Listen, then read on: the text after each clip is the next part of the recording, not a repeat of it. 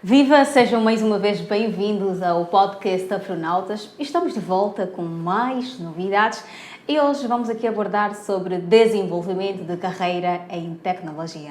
O nosso convidado de hoje vai nos abordar sobre esse tema é Tiago Mateus. Ele é Tiago Mateus, é engenheiro de telecomunicações, é cybersecurity e também muito mais. O resto vamos saber durante a conversa, mas é importante que neste momento você se subscreva no nosso canal, nos acompanhe no Facebook, Instagram, no LinkedIn e o nosso site é www.afronautas.com. Eu sou Ariete Matumona e agora mesmo vou conduzir esse foguete até o espaço. Olá, seja muito bem-vindo, Tiago Mateus. Bem, obrigado. Como está? Tudo bem e desde já agradeço, né, a oportunidade que me foi concedida de cá estar para esta conversa descontraída. Muito bem, nós também, Afronautas, agradecemos pela sua presença aqui e poder estar aqui para poder também compartilhar aquilo que é a sua experiência. E dentro deste ramo de telecomunicações, engenheiro Tiago, quem és por detrás daquilo que são as suas funções? Interessante. Tiago Mateus é meu nome. Por detrás da engenharia existe aquilo que eu chamo o ofício principal, né? Eu gosto de pregar o evangelho, não é? Eu gosto de ajudar as pessoas a crescerem em todos os níveis da vida e damos também aquilo que é o nosso contributo para o desenvolvimento daquilo que é a nossa nação, a nossa sociedade, moralizar a juventude acima de tudo, né? Prego a palavra e sou formado em Engenharia e Telecomunicações já há quase 8 anos e sensivelmente tenho trabalhado, para incrível que seja, em área de cibersegurança já há um tempo, numa empresa de setor bancário. Não é? Fui professor no Instituto de Telecomunicações durante 6 anos, onde lecionei as cadeiras de sistemas digitais, tecnologia de telecomunicações e também gestão de projetos. Conseguimos trabalhar durante muito tempo. Esta aqui é uma pequena introdução e o resto estarei aqui aberto para esmiuçar também. Então, como é que ficou a saber que telecomunicações seria o caminho para o seu futuro? É incrível, desde pequeno, verdade seja dita, eu sempre quis ser doutor. Incrível, né?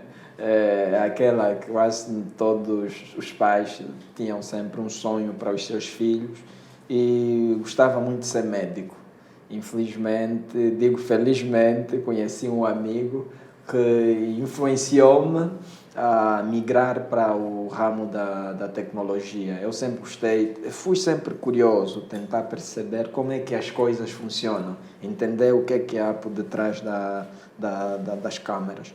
E certa vez ouvi falar do Instituto de Telecomunicações, mas a minha intenção era desenvolver o meu próprio ATM. Eu quis desenvolver um ATM, entender como é que sai, por que está a sair o dinheiro. E eu disse, então tenho que ser engenheiro.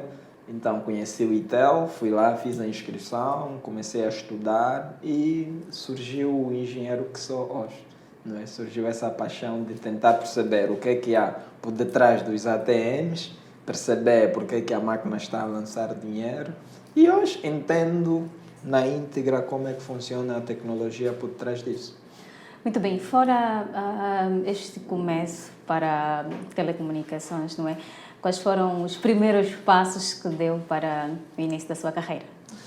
Os primeiros passos que eu de facto dei, eu comecei a fazer mesmo ensino médio técnico profissional e depois, ao decorrer da formação enquanto estudante no ITEL, eu sempre tive aquela curiosidade, o hábito de fazer cursos técnicos profissionais que pudessem agregar mais competência para aumentar o meu desempenho, quer a nível profissional e também como um crescimento para obter oportunidades de emprego. Tive uma visão diferente, porque porque o nosso mercado é um mercado agressivo e se não tivermos competências diferenciadas, dificilmente poderemos concorrer com os outros.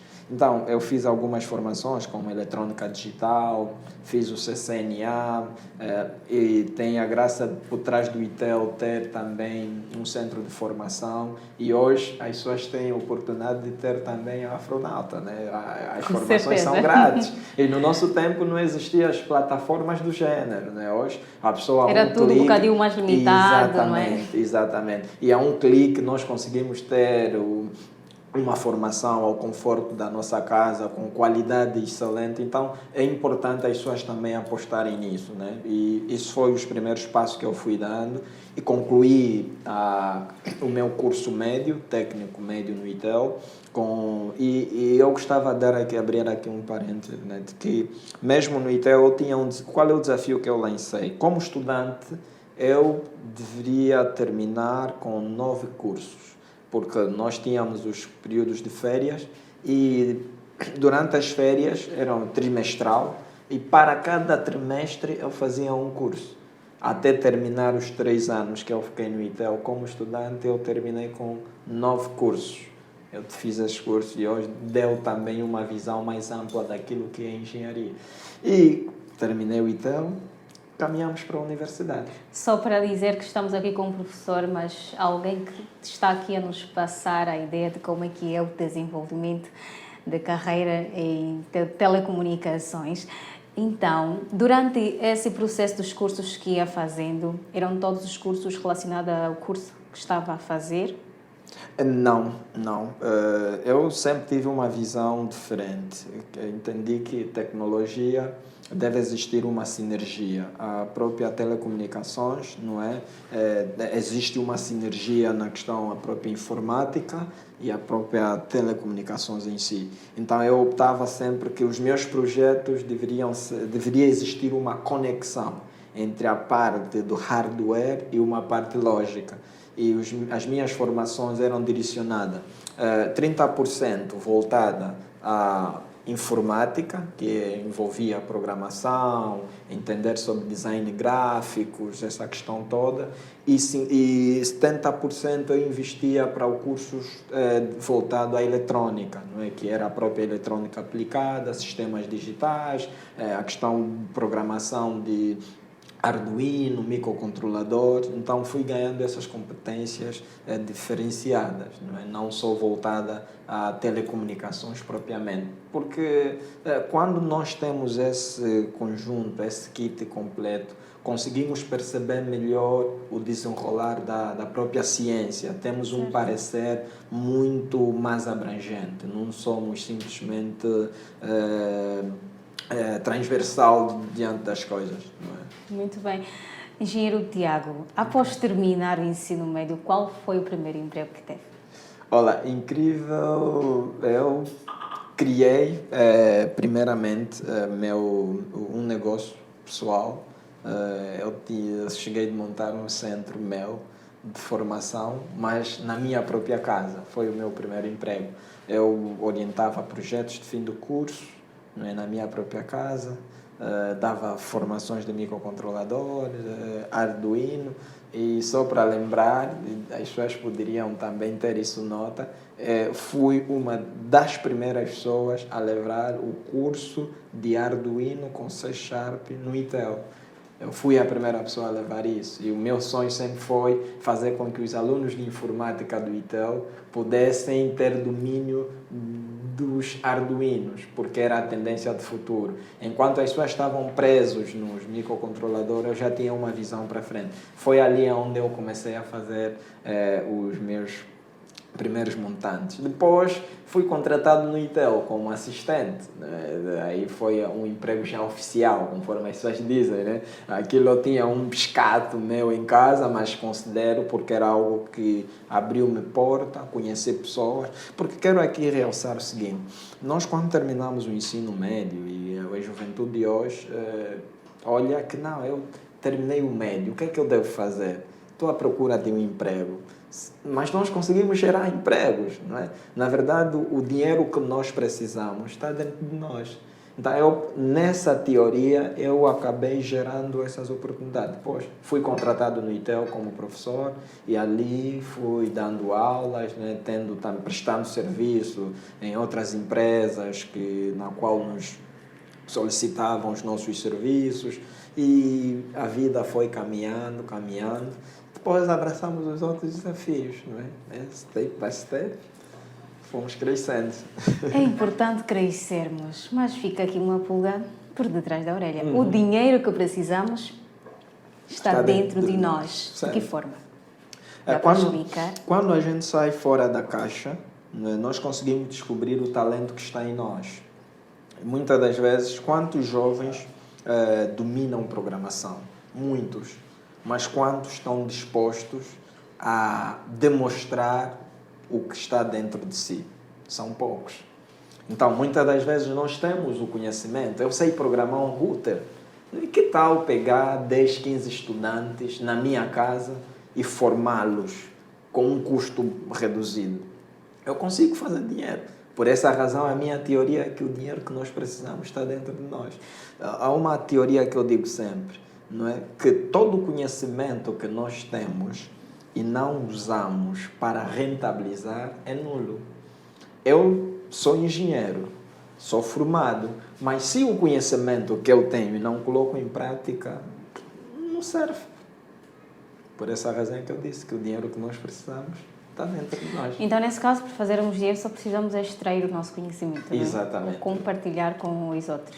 Com qualidade. Atualmente as tecnologias estão a avançar, existem vários recursos que nós devemos usar ao nosso favor para que a gente possa alcançar milhares e milhares de pessoas. Eu dou o exemplo sempre da Afronautas, né? É uma empresa, uma startup que cresceu e hoje está a atingir a maturidade, não é? Existem vários cursos lá com qualidade, e acredito que nós devemos valorizar o que é nosso. Não é? Com certeza. Hoje as pessoas querem ir para outras plataformas, mas nós temos uma plataforma que é local e que se paga em kwanzas, né? Podes pagar em kwanzas, não é? E talvez existem alguns programas que também são free, que pode ser feito, mas é importante a gente pegar. Agora, como massificar aquilo que nós temos? Cria um cronograma de atividade. Há pessoas que hoje têm um iPhone, mas não sabem o poder que o iPhone tem. Não é? Pode fazer um negócio online, vendendo coisa, prestando serviço. Há pessoas que dominam língua inglesa a um nível incrível. Ele pode vender aquilo que ela tem, ensinando os outros. E vai fazer dinheiro. Só. Muito bom. É sobre fazer dinheiro e é sobre desenvolver, não é, a nossa carreira profissional. Então, engenheiro, de que forma, não é que nós ou que as pessoas devem seguir os passos para terem uma carreira profissional muito bem construída? Isso já começando a partir do ensino médio e outros níveis. Ok. Primeiramente, a pessoa precisa identificar os pontos fortes e depois também os pontos fracos, porque existe uma dificuldade em nós olharmos as nossas fraquezas. Porque quando nós conhecemos as nossas fraquezas, os nossos pontos fortes, nós conseguimos nos orientar. E a nossa geração tem a oportunidade de ter mais velhos, pessoas que já foram formados e estarem alinhados. Primeiramente, para quem não tem alguém que lhe possa orientar, procura sempre um mentor. É o primeiro passo. Segundo, investir em si mesmo. Todos os recursos que tiverem ao teu alcance ou ao teu dispor, precisas investir para obter conhecimento. Porque o conhecimento não vem de borla, é fruto de investimento. E esse investimento eu não digo que é só investimento monetário, tem a ver com tempo. Você não pode ser um excelente programador se investir 1 hora a treinar programação, nunca serás. Todas as pessoas que são grandiosas perderam noites. As pessoas ficam 3 dias a desenvolver um código e a dar erro sempre, só acerta no quarto dia. Então, nós precisamos investir tempo. Essa é a primeira coisa. A outra coisa é não usarmos atalhos. Hoje a juventude quer usar atalhos, caminhos fáceis, não é? E segundo, chamado imediatismo. Exatamente. E segundo, é identificar um curso empenha-se naquilo que está a fazer. Hoje nós queremos ser, eu digo sempre, as pessoas são, como é que, há um termo comum que nós usamos, é serem tudo, né? Nós chamamos de tudologia, a ciência da tudologia. Tudo. Não, você precisa ser especialista. Chega uma fase que é para ter conhecimento genérico, e é importante ter conhecimento genérico, mas terminou o ensino médio, ok, fiz a informática, identifico os pontos fortes. Quais são as cadeiras que eu vou me focar? Programação, ok. Programação tem a parte do back-end, tem a parte do front-end. Qual é a parte que eu me identifico mais? Então eu vou me tornar especialista nisso. Sou generalista, sim, mas tenho um ponto forte que me poderá levar a uma oportunidade de emprego. Então, invista em formações profissionais, formações relacionadas à liderança, formações relacionadas à gestão. E assim poderá ter uma carreira totalmente sólida. Muito bom. Então, acho que ninguém escapa dos desafios de lá para aqui. Quais são os desafios que enfrentou? Considera assim duros? Muitos, de facto, muitos. Como estudante, mesmo como profissional, existem muitos desafios que ainda vamos correr, mas já houve vezes que fomos obrigados a andar a pé também, por conta de falta de transportes, não é? Corremos atrás de pessoas que tinham conhecimentos acima em relação a nós, não é? Tivemos que gastar dinheiro para ir à busca do conhecimento, com dificuldades, e a dificuldade torna-nos, na verdade, forte. É diante da dificuldade onde a gente consegue descobrir o real potencial que nós temos. E por outra, quando nós encontramos desafios, os desafios não são para ser usados com atalhos.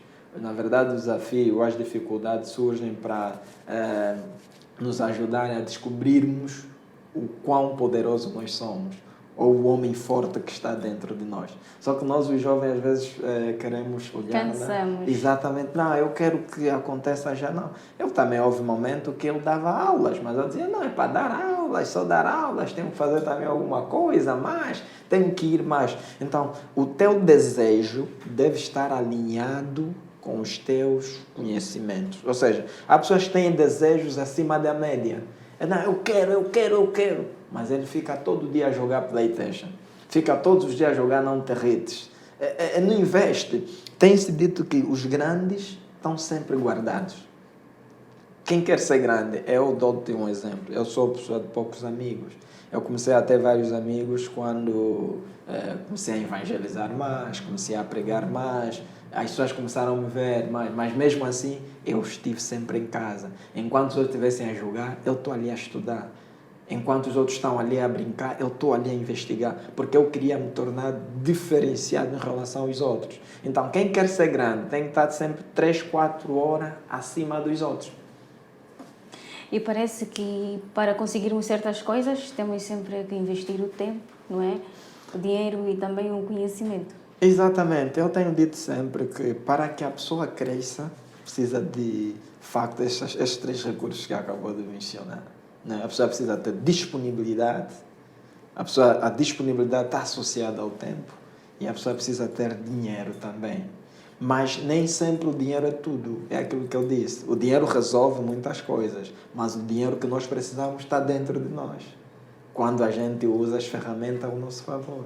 Há pessoas que têm um iPhone, não estou aqui a fazer a marca, mas ele não explorou nem 70% daquilo que ele tem em mão. Se as pessoas pudessem entender que com um iPhone eu posso aprender a falar a língua inglesa, sem sair de casa, me conectando à plataforma da Afronauta, onde tenho curso da língua inglesa também, só não poderia perder tempo em qualquer outra rede social. Então, não estou a dizer que as pessoas não devem usar, não podem, mas devem racionalizar o seu tempo, não é? Muito bom, temos aqui que racionalizar o nosso tempo, então conta-nos, engenheiro, de que forma é que a pesquisa complementa a sua carreira profissional? Ok, eu sou pesquisador, gosto de descobrir coisas, para dar soluções. Da sua área Exato. ou nem por isso? Genérico. Eu faço investigações genéricas, né? A minha investigação, as investigações que eu faço, desculpa, é para resolver o problema da sociedade. Eu gosto, quer no âmbito tecnológico, quer no âmbito social. Trabalhamos muito com pesquisa e uma das pesquisas que nós estamos a fazer, o que eu estou a fazer, está relacionado a algumas soluções que em breve poderemos aqui também apresentar. É surpresa, não posso falar da totalidade. Surpresa tem que ser surpresa. Tem aqui muitos programadores que poderão talvez pegar a minha ideia e compilar, nunca mas se em sabe. breve poderemos aqui lançar essa solução. Mas eu gosto de investigar, gosto de pesquisar, trazer soluções, né, apresentar ideias. Eu não sou um programador ao alto nível, mas eu gosto de passar a minha visão às outras pessoas, que eu gosto de pensar, gosto de desenhar, modelar as soluções e vocês estão aqui. Há problemas, pode contar comigo, vamos identificar, fazer o famoso troubleshooting, ver o que é e apresentar a solução. Muito bom, falou sobre resolver os problemas sociais. Qual é o problema que já resolveu com as suas pesquisas? Fora aquilo que está aqui, que disse que é surpresa, não é? Ok, um exemplo, a fase da Covid. Eu estive na instituição em que nós desenvolvemos os sistemas de lavatório da própria instituição. Na fase da pandemia, não nos comprou, nós é quem desenvolvemos, implementamos os sistemas lavatórios na própria instituição. Na fase da pandemia, desenvolvemos o sistema do zero. Foram angolanos que me fizeram essa mesma solução e colocamos ao dispor dos estudantes.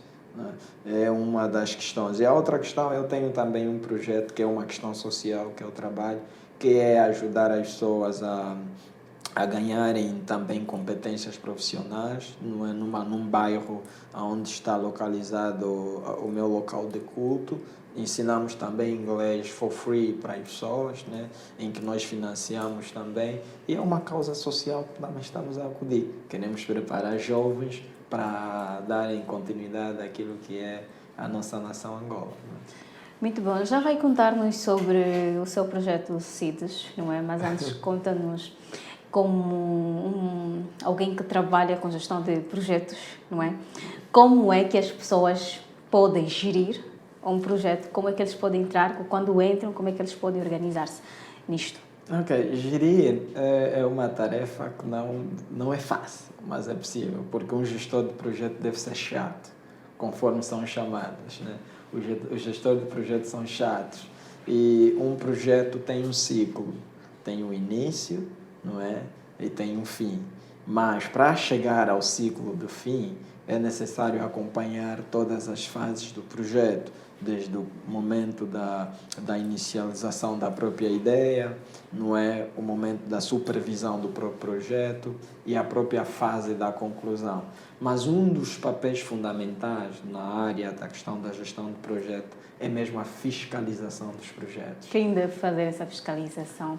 É o criador do projeto Não, é ou o próprio o mentor? gestor do projeto.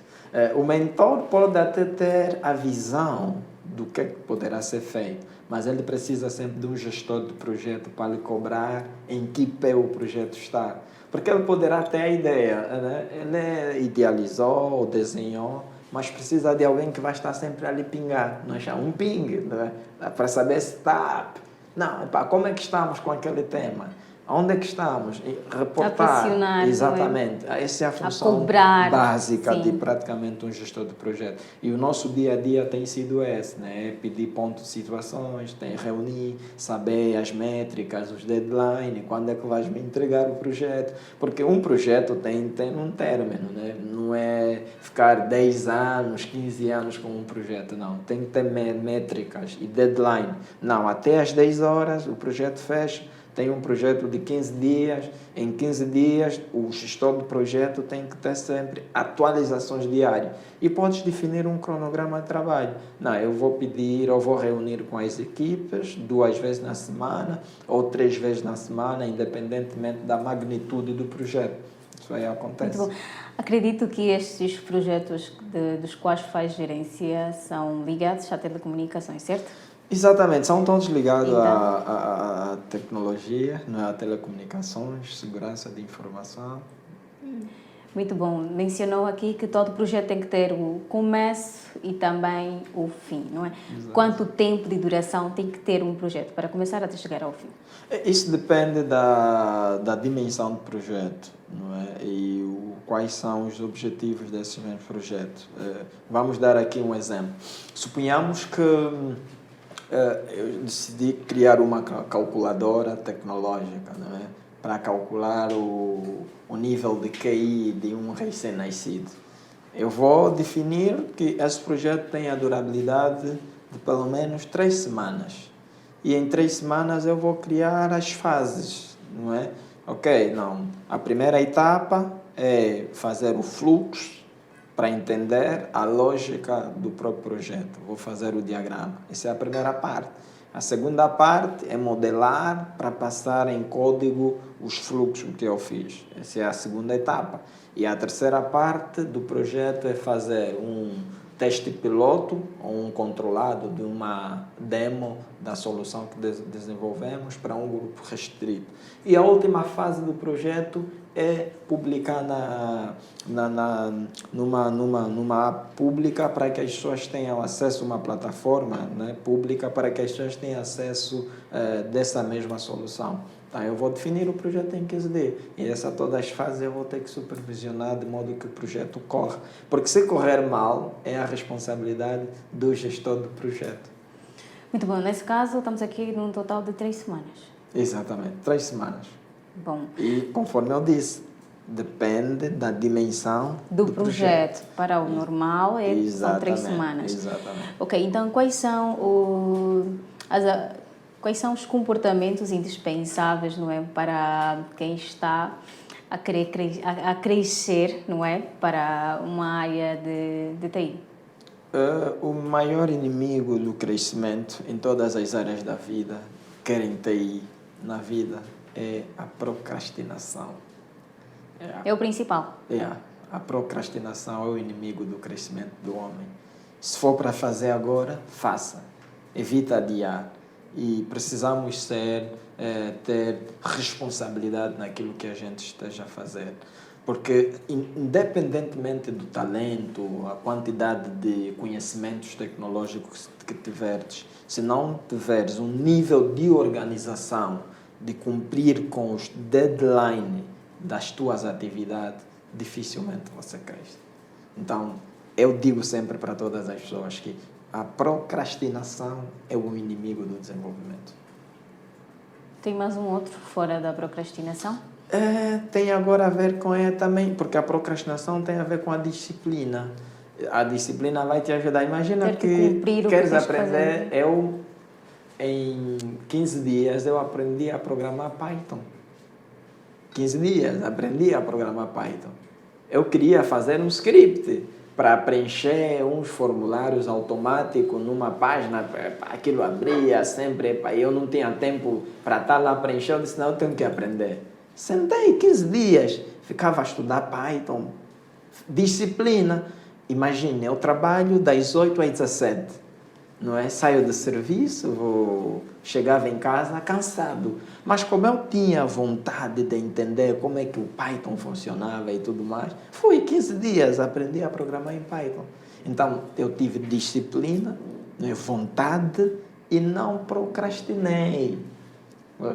E todas as vezes que eu tivesse aquele desejo, não, eu vou adiar, eu não vou fazer hoje, a aula. Não, eu tenho um foco, tenho uma meta. Então, os nossos objetivos devem estar também acima daquilo que é os nossos desejos. Não é? Muito bom. A disciplina é sempre muito importante. Acima de tudo. Então, como é que as pessoas devem transformar desafios em oportunidades de crescimento? Duas coisas. Os desafios, nós devemos estar atentos aos sinais. É uma das coisas importantes, porque algumas vezes nós olhamos, não, eu tenho dificuldade em resolver um determinado problema. Onde é que as pessoas pecam? Nós não somos atentos aos detalhes, porque para cada problema há uma oportunidade. E dizem que são tantos problemas que existem. Exatamente. Só que muitas das vezes nós nos focamos num problema. Imagina, hoje chega a hora, senhor Matheus, você está demitido. Já não faz trabalhar nessa empresa. Talvez era uma oportunidade de eu criar a minha própria empresa. Mas eu, por estar chateado, triste, perdi o emprego, já não vou pensar em outras coisas. Porque talvez é uma oportunidade, porque há pessoas que só conseguem descobrir o potencial quando estão na dificuldade. Ele vai descobrir, não, eu tenho um potencial, é o que eu já disse há alguns minutos. Você vai poder descobrir. Agora, esses desafios tornam-nos fortes. É o verdadeiro slogan que temos usado sempre no dia a dia. Que dizem, tempos difíceis criam homens fortes. Claro. Não é isso? Tem-se dito isso. Em Angola isso é comum. Quando nós passamos momentos difíceis, de facto somos fortes. Eu dou exemplo. Eu tenho vários estudantes que estão agora no Brasil, outros estão na Rússia, uns estão nos Estados Unidos e conversam sempre comigo. Eles dizem sempre, prof, nós fizemos faculdade no ITL. Não estou aqui a publicitar, mas eu passei por lá, estudei também lá. E os alunos dizem sempre, nós estudamos, prof, nós fizemos faculdade lá. Porque quando vão para os Estados Unidos, outros vão para a Rússia, são sempre os melhores alunos. Então, porque pelo nível de exigência, aquilo tornou-lhes fortes. Então, eu olho que nas oportunidades nós conseguimos, ou nas dificuldades, desculpa, conseguimos identificar a oportunidade se prestarmos atenção aos detalhes. Porque é lá nas dificuldades onde nós conseguimos inventar aí uma solução que pode nos levar, não é, à caixa preta onde tem os milhões. Muito bom. Então, quais são os benefícios, não é, que as pessoas podem encontrar para quem está literalmente na área de TI, que podem encontrar com o networking? Mas antes de responder a questão, quero aqui fazer um apelo bem breve, não é? Assim que está do outro lado, a acompanhar neste exato momento este podcast, se ainda não se subscreveu, se subscreva agora mesmo. E nós estamos presentes no Facebook, Instagram, no LinkedIn. Basta pesquisar por Afronautas em um clique, você nos encontra. O nosso site é www.afronautas.com. A nossa conversa de hoje é sobre desenvolvimento de carreira e o engenheiro Tiago Mateus, que está aqui a contar-nos sobre este tema. Então, quais são os benefícios que as pessoas podem encontrar em fazer networking para poder crescer e desenvolver a carreira? Ok, muito bom. É uma excelente pergunta, né? É uma abordagem. Hoje tem-se falado muito sobre esse tema networking a nível corporativo, a nível profissional. Eu sempre tive uma visão muito diferente. Eu digo que a nossa postura comunica sempre alguma coisa. Eu estou a falar aqui, eu estou a comunicar alguma coisa. E desde cedo eu aprendi que o que nós apresentamos aos outros, nós estamos a comunicar. E tinha-se uma teoria anteriormente de que um estudante de engenharia deve ser desorganizado, deve ser desarrumado, tem que estar com um cabelo... É só já se importar com os números. Não, o mais importante é... Mas, verdade seja dita, nós estamos numa realidade em Angola e devemos aceitar, é uma realidade agressiva. A conexão começa desde o momento em que nós nos apresentamos diante das pessoas. E um ponto importante é sabermos fazer leitura dos ambientes. Não é? Há ambientes que nós, quando estivermos lá, tem uma reunião com um CEO de uma empresa, então é a primeira vez que eu me vou conectar com ele, como é que eu me devo apresentar? Isso também conta. Agora, a questão da conexão, a networking, ajuda para o teu desenvolvimento, porque ao decorrer da tua formação, se não conseguires fazer boas relações, dificilmente você cresce. Quem te vai ajudar não é uma pessoa de longe. Pode ser de longe, mas é necessário que exista uma relação. Enquanto estudante, é importante também desenvolvermos a nossa rede de contacto. Precisamos ter contactos em todos os pontos e construir uma boa relação. Vem com um bom investimento. Quanto maior for a tua rede de contacto, também existe maior probabilidade de conseguir oportunidades. Porque as boas oportunidades nem sempre você vai encontrar no jornal, nem sempre vais encontrar em flyers anunciando. Às vezes vai ser em um café, não é? Vai ser num workshop de tecnologia, nós teremos agora o lançamento da app também, não é? Poderás encontrar alguém que te vai ajudar a encontrar um negócio, a orientar em uma outra área do saber. Então, existe um poder forte na relação. Desde os tempos primórdios, o mundo funcionou com relação. Na vida, ninguém cresce sozinho. Não é? Se quisermos crescer, precisamos sempre dos outros. Nos aliar aos outros. Exatamente. É sempre importante. É fundamental. Então, nesse caso, qual é a percentagem que dá, não é, quanto aos networkings para a pessoa chegar até um auge? Eu digo que eu daria 70%. 70%. É fundamental. E os 30% são para o próprio esforço. É fundamental. Porque na vida ninguém cresce sozinho. Desde pequeno fomos cuidados pelas nossas mães. O nosso cordão umbilical esteve ligado com a mãe, aquela relação. E é bem verdade que nem todas as pessoas que estarão na nossa rede de contactos servirão como trampolim para o sucesso. Existem amigos ou contactos para cada momento. Existem contactos que são circunstanciais. Existem contactos que são contactos estratégicos. E existem contactos que são contactos para a vida. Então, nós precisamos de saber fazer essa leitura a nível de negócio, a nível profissional, a nível da vida. Então, é essa visão que eu tenho para a vida. Eu tenho segmentado as minhas relações. Há relações que são relações profissionais. Há linhas de contactos que são contactos que eu levo para a vida toda. E há aqueles que são contactos estratégicos. Bom, então, nesse caso, todos os contactos têm uma classe ou uma categoria. São úteis para alguma coisa. Muito bom. Conta-nos um bocado sobre o seu projeto, não é? Tanto que é um líder, além de ser engenheiro de telecomunicações. O que é a CITES para si? A CITES para mim é um mundo que eu já venho a trabalhar com a CITES. Anteriormente estive no anonimato, mas depois ecoou em meu espírito a vontade de tornar público esse projeto. É sobre aquilo que disse, os grandes estão sempre escondidos. Exatamente.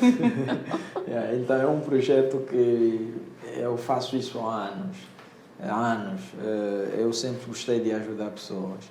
E esse projeto eu financio pessoas que de baixa renda, assim possamos dizer.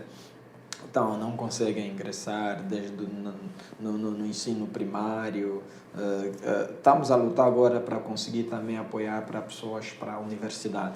Mas nós ajudamos o desenvolvimento das crianças, desde o ensino primário até o ensino secundário. Pagamos a escola dessas crianças, demos a mentoria, ajudamos também a questão do desenvolvimento pessoal. Algumas vezes organizo também para eles mentoria educacional e profissional. E implementamos recentemente a escola de inglês for free. As pessoas entram neste nosso projeto a custo zero, não pagam nada, só precisamos mesmo da disponibilidade dessas pessoas. E o nosso objetivo é um dia levar essas pessoas em outra geografia. Então, neste caso, CITES é um projeto sem fins lucrativos. É uma ONG sem fins lucrativos. Criado para ajudar as pessoas. Para isso nascemos. Muito bom. Então, já agora, qual foi o bug mais crítico da tua carreira até agora? O bug mais crítico da minha carreira. É interessante isso. Qual foi? Acho que eu lembro-me, foi uma vez que eu esqueci de reportar, não é, uma situação. Eu tenho uma atividade que é uma atividade periódica que nós realizamos e neste dia não reportamos e por sinal o serviço ficou em baixo durante muitas horas. Esse foi um dos... coloquei a mão na cabeça, isso acho que foi um dos... o maior até agora. Porque eu sempre fui muito cuidadoso com as coisas. Mas isso foi um dos maiores que eu já vivenciei. Muito bom. Conta-nos um fracasso que se tornou em aprendizado. Eu sempre quis entrar numa empresa, eu não vou citar aqui o nome, Fiz a entrevista, passei em todas as fases e fui barrado, conforme dizem, né? Infelizmente não entrei. Por falta de? Eu não, Falta de padrinho na cozinha, network? não sei, talvez, digamos que sim, né? Não consegui, mas eu reuni as condições necessárias para aquela oportunidade e saí desanimado, né? Triste, triste, com vontade de emigrar também. Né? E qual foi o aprendizado? O aprendizado foi que, na altura, depois eu fiz uma análise que me faltava a língua inglesa. Eu, quando descobri, acho que foi isso. Mas já falava, mas não era fluente. Falava e tinha um nível favorável para lá estar, mas o aprendizado é que foi nunca desistir das coisas. Correr sempre para os sonhos e aquilo que a gente deseja um dia poder alcançar. Tem um mentor ou um conselho que guarda sempre consigo? Tem. Tem um mentor ou qual é o conselho? Deixa-me cá ver. Na verdade, eu aprendi com o meu pai. Ele dizia sempre, né? Eu não convivi muito com ele, mas ele dizia sempre que no mundo ninguém caminha só. Nós precisamos sempre dos outros. Eu fui uma pessoa que sempre... Eu gostava de me fechar muito. E ele dizia sempre, para se tornares grande, você precisa estar com os grandes. E desde aquela data eu comecei a procurar pessoas grandes para que eu me pudesse então afilhar e me tornar também grande. Tem uma habilidade que é teu algoritmo pessoal de sucesso? Tenho, sim. Qual é? É oração, né? Gosto de orar. Todas as vezes para resolver um problema eu oro. Eu acho que essa é a minha chave mestra que me dirige, não é? Para todos os dias.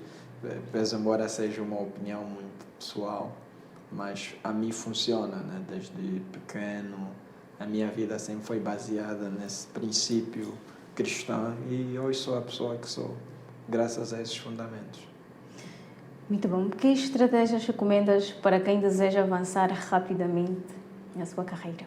Honestidade, resiliência e foco. São as estratégias para que a pessoa possa avançar. Contudo, muito obrigada. Nós chegamos ao final de mais um podcast, não é? Muito obrigado. Sabemos que o que é de bom dura pouco tempo. Então, você que está do outro lado, acredito que ficou aqui com o grande algoritmo de sucesso que é fazer oração. Jovem que está do outro lado a acompanhar, jovens que também fazem parte desta equipa, vamos fazer oração, é importante, não é? Então, nós agradecemos a sua presença, a sua disponibilidade, sobretudo, por compartilhar a sua experiência com este podcast Afronautas e o pessoal que acompanha do outro lado. Muito obrigado e tudo de bom para vocês. Gratidão. E chegamos a mais um fim do podcast Afronautas. Traremos mais novidades num próximo episódio, mas você fica com a missão de subscrever no nosso canal, compartilhar, comentar, dar um like e nos acompanhar nas nossas redes sociais, Facebook, Instagram, LinkedIn e também o nosso site é www.afronautas.com. Agora vamos de volta à Terra. Até a próxima!